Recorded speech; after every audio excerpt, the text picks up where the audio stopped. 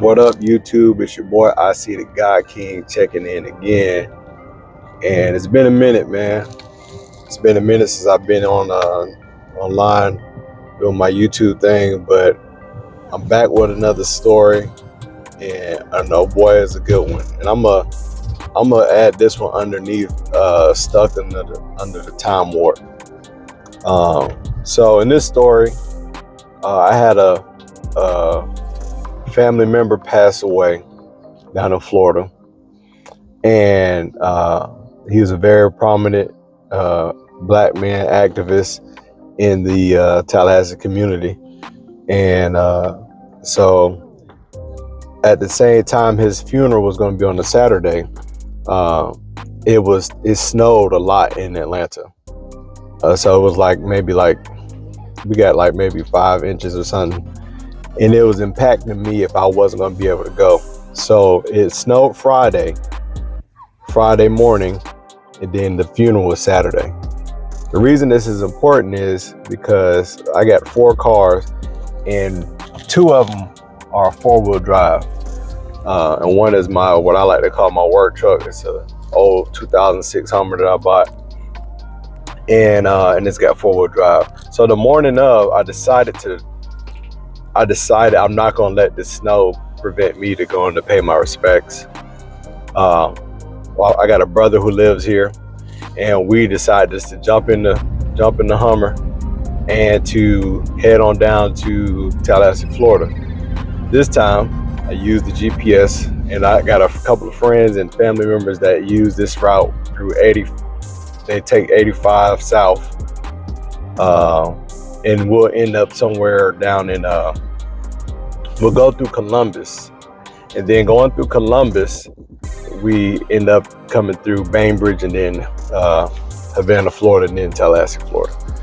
Now on the way back, coming back, because of the snow and things of that nature, and I'll go ahead and admit my tires aren't where they need to be at. I got some offset mud tires, but the morning of leaving to go to the funeral, my focus was getting out of this snow.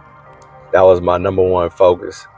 On the way coming back from the funeral, my buddy told me, he's like, "Hey man, you check your fluids and stuff before you get on the road?" And I said, "Dan, you're right. I need to go ahead and check the fluids." So we stopped in a city called Havana. It's right outside of Tallahassee. And so I'm checking my fluids, man. My oil is super low.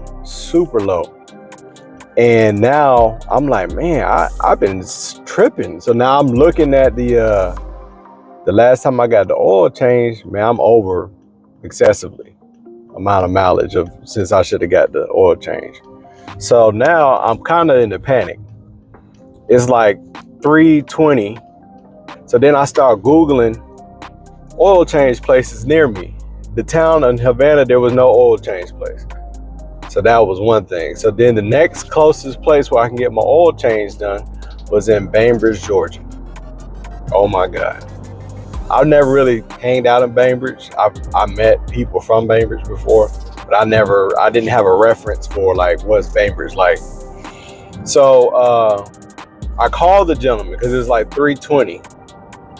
I said, "Hey, I just wanted to make sure," because it said they closed at 4. I said, "Hey, I just want to let you know if I'm en route to come there to get my oil change, and I'm gonna be there before 4. I just want to make sure that you honor the fact that I'm en route."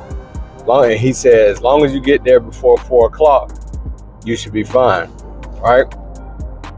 So I'm racing down the highway because it was 20 miles away. I arrived at this place, and we had maybe 8 minutes to spare before their closing. When I arrived there, it was 3 employees. One would describe him as a biker. Imagine a biker guy, heavy-set white gentleman with a ponytail, looked like a Harley Davidson kind of white guy. Then there were 2 younger people, one male, one female, and they looked like they had experimented with meth. I'll just say that. So as soon as I pull in, now that I set the stage, as soon as I pull in, I didn't have any music or anything on.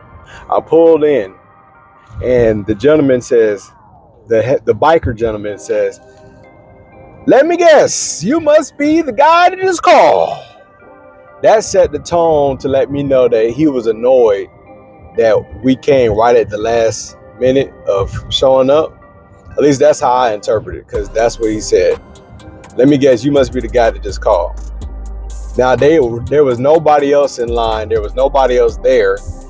It was basically, you could tell they were looking at the clock to see, like, hey, we'll be done in like 5-10 minutes. Now, he's going through, lifting the hood up. The people go down below, asking me what kind of oil I want, synthetic, high mileage. Yes. And out of nowhere, he just yells out, "Hey, these tires are balded in a nutsack." And so I'm just like, okay, well, all right. Now, in my mindset, I done driven through this part of Georgia, and I don't never feel safe, let's say, basically. So my goal was like, hey, I want to get this oil changed and get the hell out of Dodge. That's what I'm trying to do. So he made his comment about the tires, and I'm aware the tires are not in the best shape. So, but I found myself explaining it to him, and I was just like, yeah, we got on the road. We just came from Atlanta. I just needed this the vehicle I got. They got 4-wheel drive, and I just had to get out of there. And then he makes another comment. He's like, "Smell like something burning under your hood. Sounds like it's an electrical fire. Let me guess. I bet you got one of those crazy sound systems in there." Now at this point, I didn't have no music playing, and I said, I got something, but it's not a crazy sound system, And again, I found myself explaining myself to this gentleman that I just came to get an oil change, and I'm telling him, I was like, yeah, it's the only vehicle I got. It's got 4-wheel drive. We was trying to get out of this ice and snow because the roads was covered with ice and snow, and then he yells out, "What do you know about driving in snow?" At this point, my brother, he couldn't take it no more. He started saying comments like, "Hey man, you don't even know who we are. What's the point of you bringing up tires? And we came here for an oil change." And then he yells like, "Because I'm from Alaska. I'm from Alaska." And so now my brother's going back and forth with him. He's like, "So what? We driven in snow in St. Louis and in Chicago." And he was like, then the biker gentleman is like, "Well, I've ridden motorcycles in the snow and ice." And then my brother was like, "What's the point? What's your point?"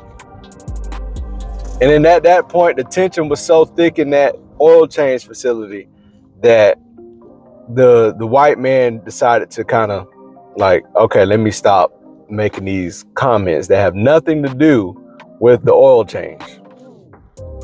But basically what he was insinuating, like, you got these black guys in this truck, and they care more about putting money into their music than taking care of the vehicle maintenance. That's what he was saying in a what's a passive aggressive way. And I learned a lot from that, man, because I had been telling my brother about, my thoughts about the rest of the country, the state of Florida being stuck in a time warp, and all these rural areas, they just stuck, man. And we went to a Subway to get something to eat after that whole ordeal, and the restaurant, the patrons in the restaurant looked like they was kind of like they was stuck. They was like in Get Out. Like they didn't realize they was what time it was. Then we went by again. We went to get some gas after that, and an older black woman, approached us. She had to be almost 80, if not in her 80s, and she was asking us for money. She was like begging, and I noticed she had lipstick on, but the lipstick was smeared. My mind, this is just, I don't have any proof, but in my mind, I'm thinking this, an older black lady was walking around with smeared lipstick asking for money. That means that somebody might have tried to get some hair from her. I don't know. Like, why else would she have smeared lipstick on? Ruby red lipstick at that.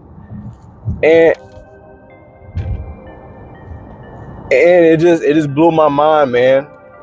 We're back to don't get stuck in the time warp. And I'm glad my brother was there to witness. On the way back from that, there was a small little town. I forgot the name, but I'm gonna put it on there. There was like a water cooler tower with some art on it. And as I'm driving by, I saw a quick glance of it. I was like, dog, did I see a mural of a black man picking cotton? I told my brother, he's like, no way, no fucking way. He turns off to turn back around so we can go investigate closer. When I got there, it didn't look, what I saw was he was picking some kind of vegetables, but behind him was cotton. And it wasn't a distinct, like, it wasn't like, oh yeah, you could tell that's a black man. I kind of thought it might have been a Hispanic person. But whatever it was, you could tell he was a non-Caucasian. And I was like, what kind of town would promote and paint this as a thing? Like, it was fucking crazy, man. That whole place from the below, like from Macon on down, is terrible. They stuck. They done. It's like the mindset is whatever that prominent time frame for that particular town, city, that's the highest. So if your town's prominence was in the 70s, that's what it looks like. We even stopped in Columbus on the way down, like the outskirts of Columbus, and the people at the Chick-fil-A was coming up to us like they've never seen black guys the way that we were looking. And we had snow on the car. So they was like, wow, y'all had snow. Y'all must came from Atlanta. Da, da, da, da, da. We held up the line from the people talking to us about, you know, just living in Columbus. And it's just fucking crazy, man. But, you know, I got a buddy of mine. I used to fly home to Tallahassee. I figured out how it works. If you could buy a ticket 3 weeks in advance, the ticket won't cost you that much. And I would fly home to Tallahassee for a day or two, and they would go back. And everybody would look at me and say, why do you fly? Why do you fly back? And it's just like a quick 4 or 5 hour drive down there. And I told them, you can't get pulled over in the air. I like to fly over all that racist shit, man. Yeah. I just wanted to share that story, man. Don't get stuck in the time warp. Peace.